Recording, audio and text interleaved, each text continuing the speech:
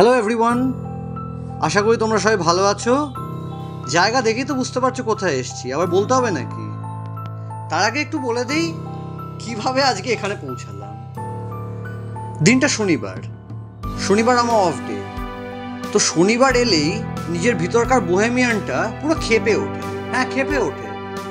সারা উইকের এই work stress, মানডেন life, তার সঙ্গে ডেফিনেটলি জব বার্ন আউট, এই সমস্ত কাটিয়ে মনে হয় মোটরসাইকেল নিয়ে যেদিকে দু চোখ যায় চলে যায়। তো সেরকমভাবে বেরিয়ে পড়লাম। দিল্লি রোড দিয়ে বাইক চালাচ্ছিলাম, চলে এলাম চন্দননগর ক্রসিংয়ের সামনে। তো চন্দননগর কানেক্টরটাকে দেখি মনে হলো অনেকদিন যাওয়া হয় না, চলো একবার ঘুরে আসা যায়।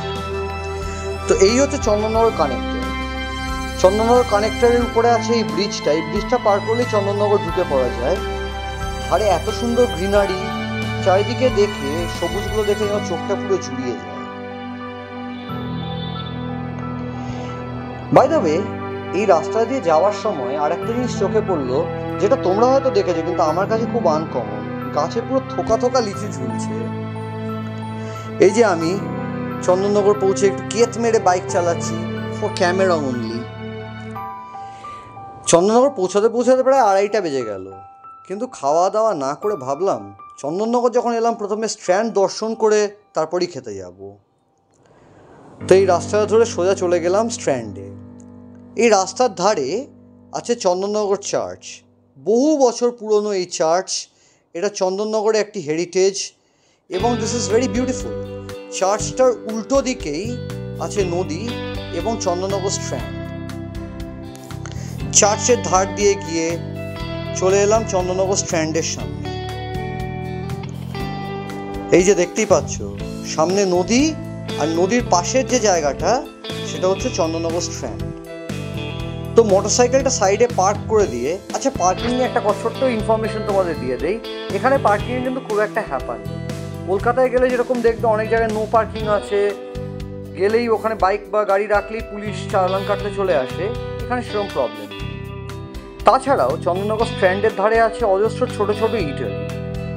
যখন আগে স্টুডেন্ট লাইফে আসতাম, হাতে যখন টাকা পয়সা একটু কম থাকতো, তখন এই ইটারিগুলোতে খেতাম। ওখানকার খাবারও বেশ সুন্দর। তো চন্দননগর যদি ঘুরতেও আসো, ডেফিনেটলি এখান থেকেও চলে আসতে পারো এই ইটারিগুলোতে খেতে।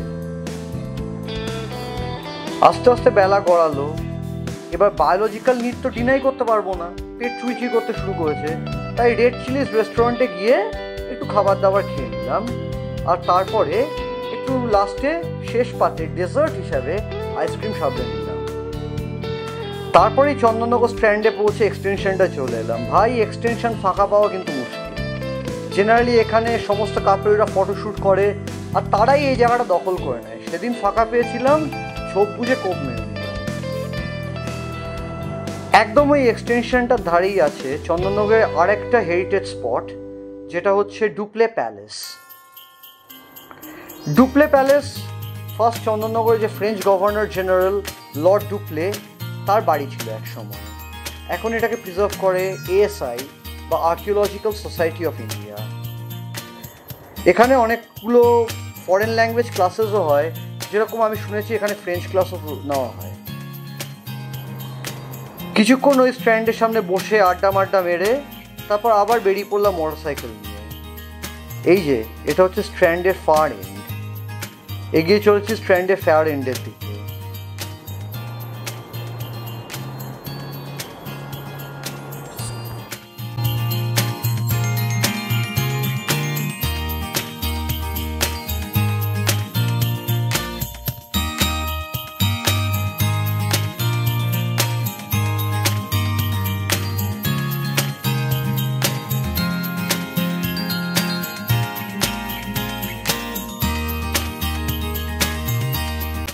চন্দননগরের ফ্যাগ এন্ডে পৌঁছে গিয়ে চলে এলাম পাতাল বাড়িতে। এটাও একখানা heritage spot. Chandannagar has no shortage of heritage. তো টু অল অফ ইউ যারা হিস্ট্রি ভালোবাসো, যারা ইতিহাস ভালোবাসো, I am telling you, make it a priority to visit Chandannagar. দেখবে খুব ভালো লাগবে। ফেরার পথে আর দিল্লি রোড নিলাম না, চলে এলাম জিটি রোড দিয়ে। কারণ এই জিটি রোডের দুধারেও অনেক ইতিহাস আছে যা তোমাদের সঙ্গে শেয়ার করতে চেয়েছিলাম। এই যে দেখছো সূর্যকুমার মোদকের দোকান, চন্দননগর বেরোনোর ঠিক মুখে। এই দোকানটা বিখ্যাত জল ভরা সন্দেশের জন্য, কিন্তু আজকে এখানে আর না দাঁড়িয়ে সোজা এই পোলটা পার করে ঢুকে গেলাম মানকুণ্ডুতে।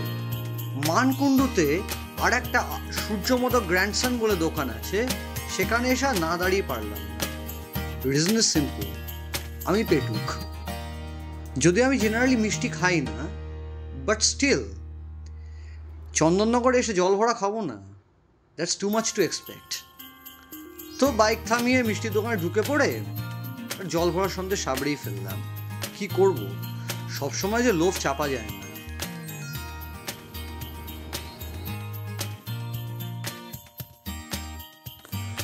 তো মিষ্টি মিষ্টি খেয়ে চাঙ্গা হয়ে চলে এলাম ভদ্রেশ্বরে।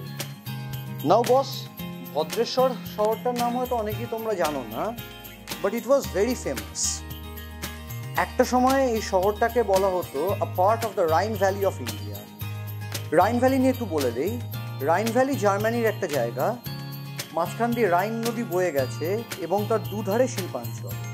সেরকমই আমাদের হুগলি নদীর দুধারেও একসময় বড় একটা শিল্পাঞ্চল ছিল। সেই শিল্পাঞ্চলে ছিল জেনারেলি জুট মিল আর পেপার মিল। এখন সেই কারখানাগুলোর অবস্থা খুব ভালো নয়, বেশ কয়েকটা বন্ধ হয়ে গেছে, আর কয়েকটা খুব ধিমে আছেই চলছে। এই যে দেখতেই পাচ্ছ জুট মিলের চিমনিটা। কিন্তু তা বলে এই কারখানাগুলো আর্কিটেকচারগুলো কিন্তু এখনো বেশ খানিকটা ইনট্যাক্ট অবস্থায় পড়ে আছে।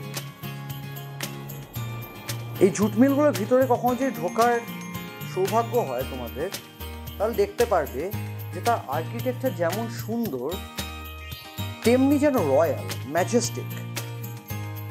এই যে বাঁহাতেই দেখতে পাচ্ছ, এটা হচ্ছে ডালহাউসি জুট মিলের বাংলো। এখন এই জুট মিলগুলো ক্যাম্পাসগুলোর মধ্যে অনেক অনেক বাংলা সিনেমার শুটিং হয়। সিনেমার last scene, action scene, climactic scene, এগুলো জেনারেলি অনেক সময় এই জুট মিলগুলোর মধ্যে শুটিং করা হয়। এই যে তোমরা রাস্তার দুধারেই দেখতে পাচ্ছ, এগুলো সমস্তই হচ্ছে জুট মিল। ভদ্রেশ্বর জুট মিলগুলো তাও চলছে। ভদ্রেশ্বর এরিয়ার জুট মিলগুলো সবকটাই তাও রান করছে। যেরকম নৈহাটি, টিটাগড়, এই সমস্ত এলাকার জুট মিলগুলো বেশ কিছুই বন্ধ হয়ে গেছে। ভদ্রেশ্বরগুলো এখনো চলছে মোটামুটি।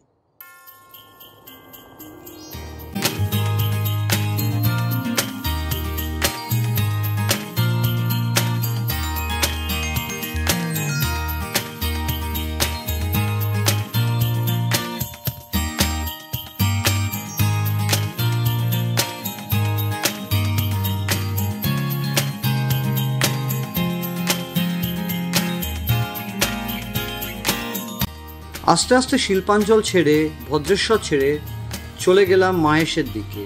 মাহেশে মহেশচন্দ্র দত্ত মিষ্টির দোকান থেকে বাড়ির জন্য কিছু মিষ্টি নিয়ে নিলাম। শেষে চলে এলাম কোন্নগরে। কোন্নগরের সেই চা দিয়েই দিন শেষ করলাম। হতাশায় চা, দুঃখে চা, বেদনায় চা, প্রেমে চা, অ্যান্ড অবভিয়াসলি একটা উইকেন্ড, স্পেশালি স্যাটারডে শেষ করবার জন্য।